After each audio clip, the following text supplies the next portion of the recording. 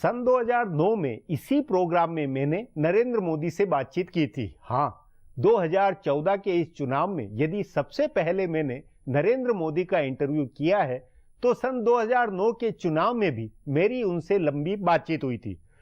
मैं उसे भूल गया था, मेरे पास रिकॉर्ड भी नहीं था।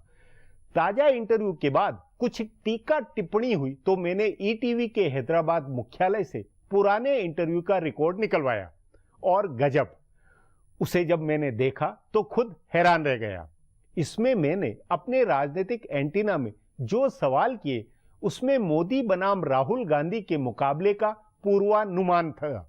सो अपनी दूरदृष्टि में नरेंद्र मोदी से मैंने 2009 में जो पूछा उसे आप मेरे इस सवाल से देखें। मोदी जी, संघ भाजपा के ही परिवार में बाकी भी मुख्यमंत्री है, भले शिवराज सिंह चौहान हो, रमन सिंह हो, ये तमाम बातें, उन सबके मुकाबले में आपका प्रोफाइल एक अलग निकल के आता है या उभरा हुआ है और आज आपको प्रधानमंत्री की संभावनाओं वाला भी माना जाता है। तो आखिर इसमें कुछ कोई प्लानिंग या कुछ आपके व्यक्तित्व का, और वो व्यक्तित्व कैसा है ये मैं बता।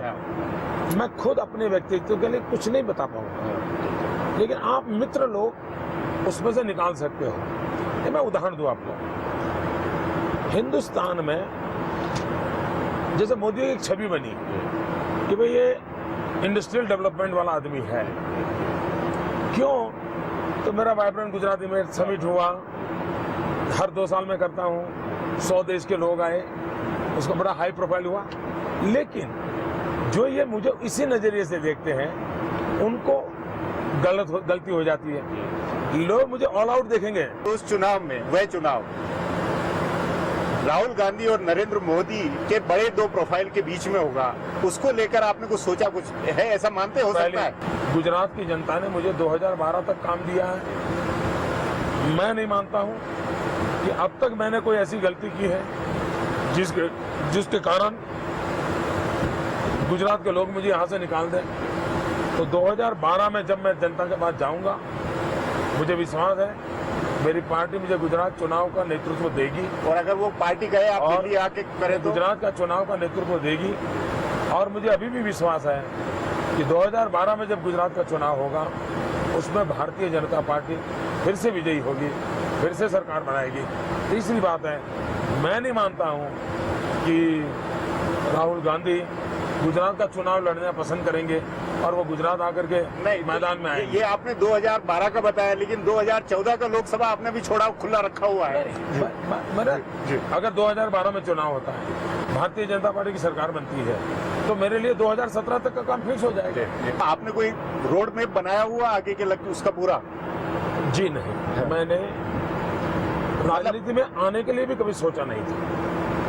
मूलतः देश के लिए कुछ करना यही सोचता है।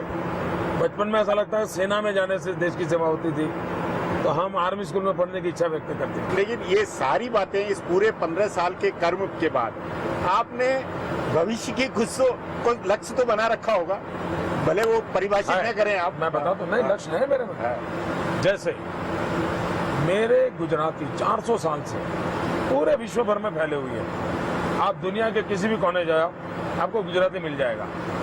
गुजरातियों ने पूरे विश्व को अपना घर बनाया।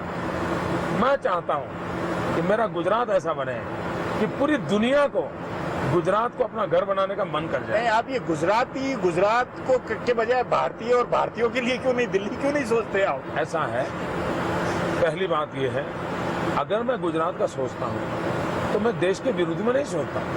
मैं भारत की सीमाओं में हूं, मैं भारत के संविधान के अंतर्गत। ये कुछ मॉडेस्टी, लेकिन मेरा कार्यक्षेत्र जो है, उस कार्यक्षेत्र में अगर मैं एक छोटे नगर का काम देखता हूं तो मैं ये चाहता कि मेरा नगर के लोग जहां जहां दुनिया में हैं उनकी ताकत और मेरे नगर की ताकत को मैच करूं। लाख टकी का सवाल है कि नरेंद्र मोदी की सफलता का राज क्या है।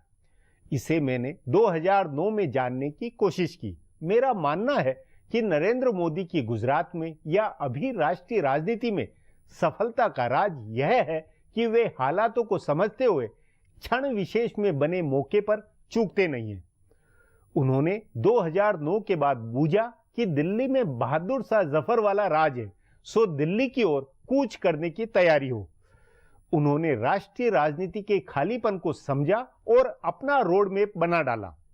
बहरहाल मेरी इस बात को नरेंद्र मोदी के 2009 में कहे इन वाक्यों के संदर्भ में जरा समझा जाए। मोदी जी, एक ये भी पहलू निकल के आता है कि हर चुनाव से, 4 चुनाव आपने एक तरह से बहुत एक्टिवली मेहनत की, हर चुनाव से आपका प्रोफाइल बढ़ता है, आपका रोल बढ़ता हुआ नजर आता है। चुनाव आपके लिए एक अपील या लोगों के बीच में आप अपनी इमेज को बनाने में सफल होते हैं, ये क्यों, क्या है? पहली बात है, मैं इमेज बनाने के लिए काम नहीं कर रहा हूँ, मैं भारतीय जनता पार्टी को जिताने के लिए काम कर रहा हूँ। जो कैंडिडेट हैं उसकी कीमत बढ़े, वैल्यू बढ़े, इसके लिए मेहनत करता हूँ। नहीं, लेकिन चुनाव में आप जो बोलते हैं, भले किसी भी चुनाव में, उस बोलने का आपका जो लहजा है, जो तर्ज है, उससे आपका हर चुनाव में एक प्रोफाइल बनता है। ये नहीं लगता है ये कुछ सोची समझी रणनीति नहीं होती है? इसका क्या जवाब? चारों चुनाव से आपने हर चुनाव में जो टर्न दिया, जो एक लाइन दी, उससे आप अपना प्रोफाइल बना लेते हैं। बात है ये प्रोफाइल का विषय नहीं। राजनीति की परिभाषा जो है, नहीं, देखिए, उस प्रोफाइल का मैं इसलिए कहता हूँ कि भले वो नेगेटिव बने या पॉजिटिव बने। राजनीति की जो परिभाषा है वो ये है कि मौके उस क्षण की कीमत होती है राजनीति की। उस क्षण में जो अलर्ट होगा, चीजों को देखेगा। अब जैसे तालिबान और सिखों का विषय इतने दिनों से चल रहा था, अभी मैंने अंबाला में जाकर के, क्योंकि सिख बेल्ट सही जगह थी, मैंने उस विषय को हाथ में लिया भाषण में। अब उसी दिन प्रधानमंत्री को, प्रेस को कहना पड़ा, तब तक बोल नहीं रहे थे। मैंने एजेंडा सेट किया और उसके बाद दिल्ली और सारे उत्तर के चुनाव के जहाँ पंजाबी सिख पॉपुलेशन है, मैं मानता हूँ कि ये तो मेरी कुशलता होनी चाहिए। मतलब वक्त, क्षण, परिस्थिति, सबको आप उसका लाभ उठा लेते हैं। अगर मैं नहीं करता हूँ, मैं राजनीति के लिए योग्य नहीं हूँ। अगर मैं ईमानदारी और ट्रांसपेरेंसी के साथ करता हूँ तो ये मुझे करने वाला काम करता हूँ। हाँ, पीठ के पीछे करता हूँ, गद्दारी करता हूँ, बेईमानी करता हूँ, तो मैं उस राजनीतिक गुण नहीं मानता हूँ। लेकिन खुले दरबार में जनता के बीच जाकर के सही बात को सही समय पर मैं अगर निकालता हूँ तो ये तो राजनीति का एक मान्य गुण माना गया है। अब एक और ब्रेक है, उसके बाद 2002 के वक्त की नरेंद्र मोदी की सोच को जानेंगे।